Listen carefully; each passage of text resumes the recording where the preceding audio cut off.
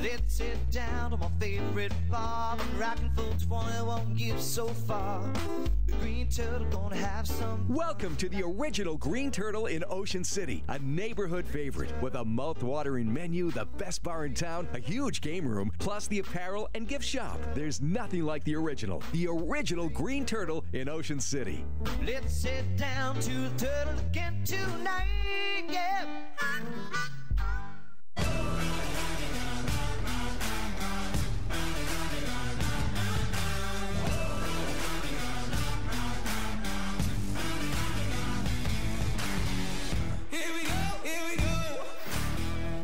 Now we can turn our attentions to several videos that we have concerning the Ravens and the breakdowns yesterday. Yeah. So this first video goes back to the play where Kenny Young looked like he got lost. There was a pick on Tony Jefferson, and Ricky Seals-Jones was left wide open for the first score of the game, and this is what it looked like.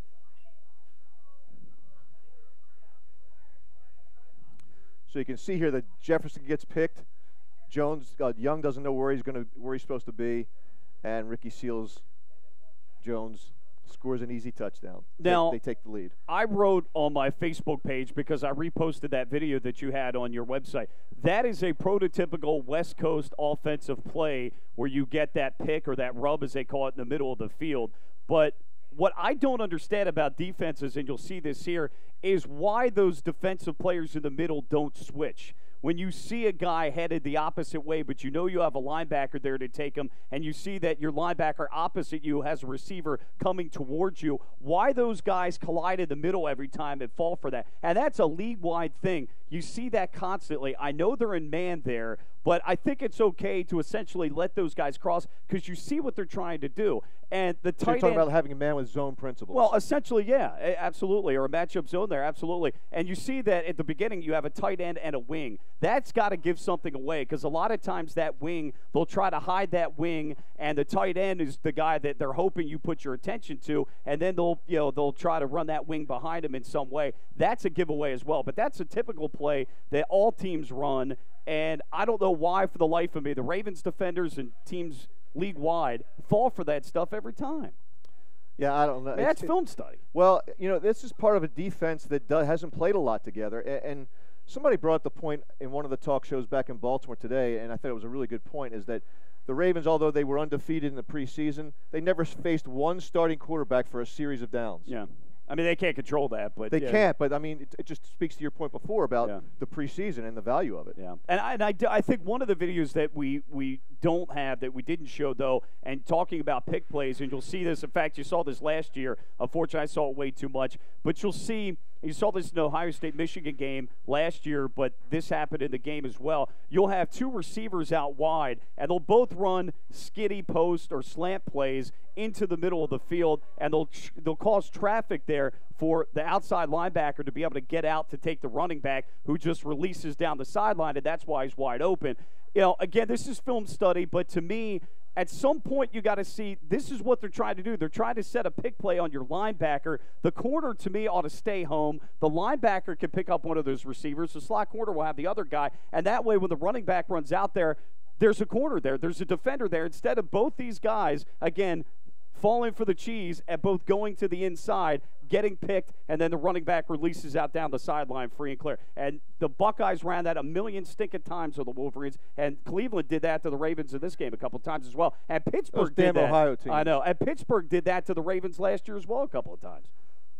Well, it all comes back to me to the pass rush, because you have to tinker with a bunch of different things when you don't have a pass rush. And it puts the secondary, makes them vulnerable. And these linebackers that are young and really aren't familiar enough with that system, they get exposed and they just look so out of place. But this next play is a play that I think it's the right play. Let's see. When I got this cursor that's that big right now. We're doing it for the first time, so we'll get this down. Oh, here we go. I got it. So in this play, I think it's the Ricky Seals-Jones play also that he hits him down the field.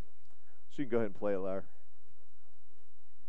Yeah, this is one where they had a busted coverage on the outside, and you'll see it on the rest of the replay, where Marlon Humphrey and Tony Jefferson, it looks like there's a blitz from that same side in the face of Baker Mayfield, and then these guys get mixed up. Both of the guys jump on OBJ, and Ricky Seals-Jones runs down the field. And I think, if I'm not mistaken, Humphrey took responsibility for one of those blown coverages, and it might be that one. I think it is that that Humphrey's supposed to have stayed home on that.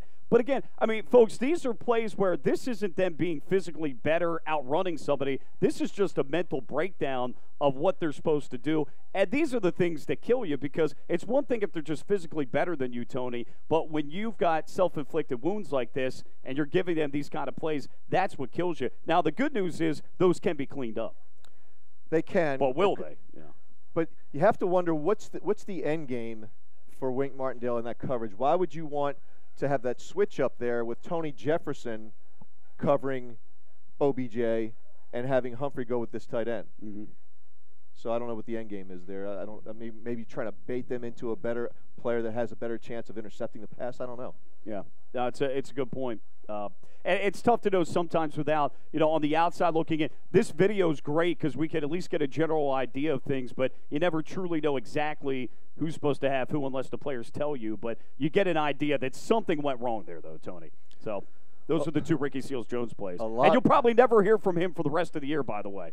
That's typical. Well, the Ravens have a way of making average tight ends look like all pros. Like Mercedes Lewis for Jacksonville a couple years ago. What a debacle in that one. I don't think he's had a catch since then, or a touchdown reception since then. Well, there was a lot of plays. I picked a handful of them, but there were a lot of plays where the Ravens got embarrassed. This particular one, look how small this rookie is. I know. It's true. We'll get this is going to be about Jarvis Landry. Jarvis Landry, right. And he is, in this particular play, going to run. He's going to get 65 yards. And just this is demonstration. One of the ugly things I didn't mention that I meant to mention, tackling. Their tackling yesterday was really bad. It wasn't there. Just like this video I'm trying to find.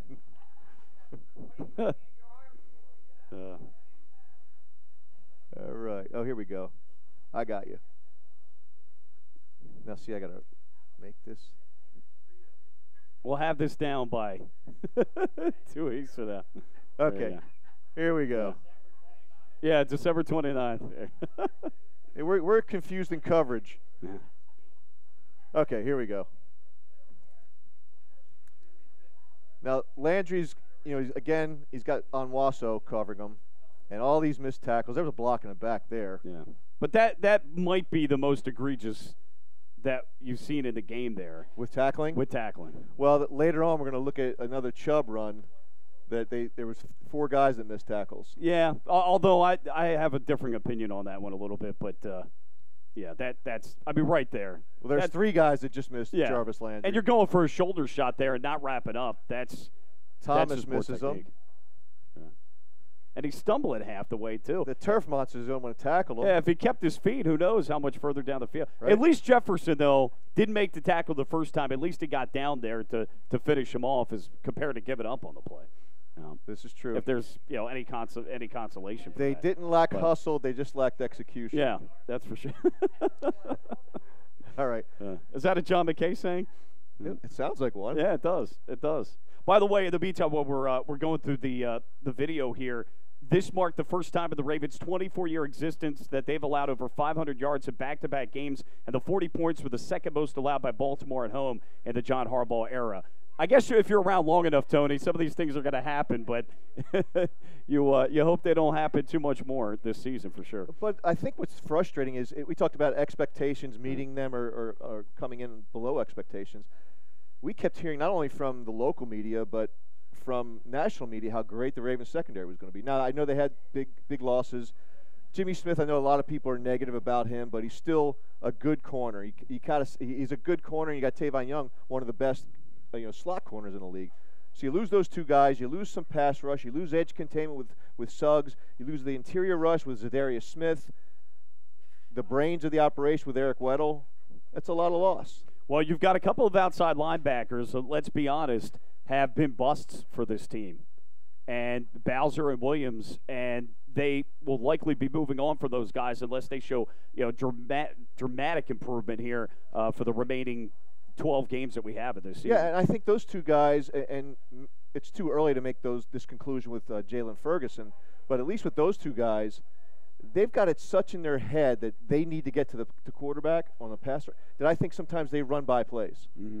And it's just because they're anxious to prove, but in their anxiety, big plays happen. Yeah, Tim Williams, by the way, just 7 snaps yesterday. Tyus Bowser, 17. But what's up next on your video? This is a really well-designed play. It's a fake to Nick Chubb, and you've got Jarvis Landry coming in motion, and you've got OBJ over here who's set up to be almost like an option for Jarvis Landry on this run. It's really well done, and it's a big play that takes him down to like the 1-yard line. See, Maurice Kennedy goes with OBJ, and Elliott runs him down. So just a really well-executed play. That's what we call a little razzle-dazzle. But yeah, that's what we call scheming it up there.